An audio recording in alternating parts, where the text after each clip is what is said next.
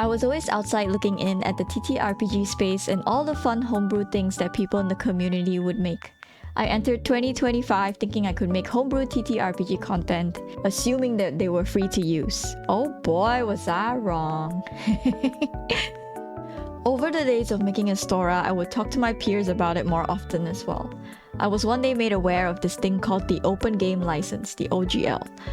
This was also after I had painfully done all my character stat blocks for all the pre-made characters that I wanted to include in the book. Opening the OGL PDF was like getting hit by a wall of text, literally. I didn't understand half the things I was reading and a lot of it made my brain shut down and refuse to compute.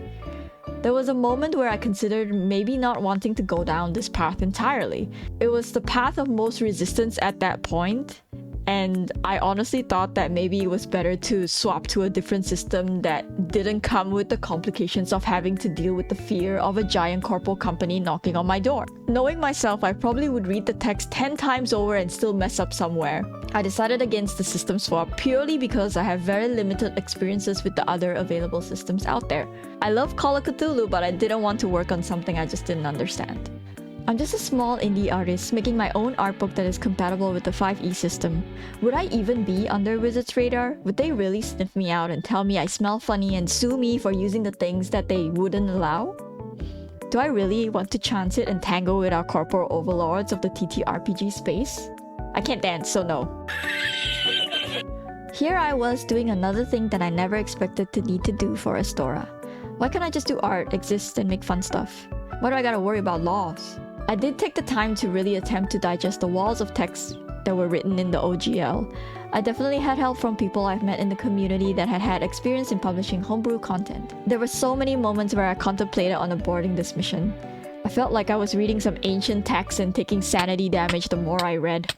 This was something I had never had to worry about, as all I did was make fan art. There were several Reddit posts that really helped explain things. I also found a podcast that I will leave a link to in the description of this video that really helped me understand a lot of what the OGL contains. They really explained it to me like I was 5 and made the process a little less daunting. I went through the current Astora content at that time and made sure everything I had abided by the law of the Wizards. And then I sat back and was like, see, why were you scared to begin with? See, this was easy peasy, just Google it. Find some stuff. Yeah. Then Wizards went and published some fancy new stuff in April that I didn't even want to look at. I can't, I'm scared, alright? I've done the shit. I'm just tired. But I'll be fine, I think. I hope. Oh my god, please. Legalities within the project was something I never expected to have to learn. I initially was very apprehensive and really wanted to take the easy way out, trash the whole project that we currently know as Astora, and just not do anything, you know? It really comes down to how much I wanted to make Astora happen and was I really willing to make the effort. And considering that I almost lost Astora to this, I figured I should share the bits of my suffering and the stuff that helped me during this process. If you enjoyed my experiences, drop a like and subscribe, and I'll see you guys next video. Bye! All the fun and homebrew things that people in the community would make.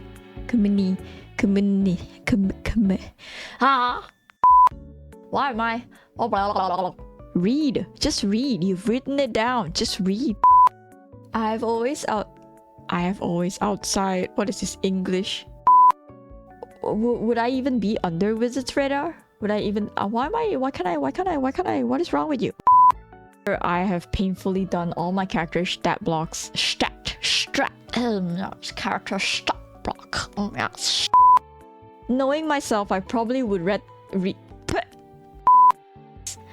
If you enjoyed my suffering and experiences, drop it like it's hot. Fuck.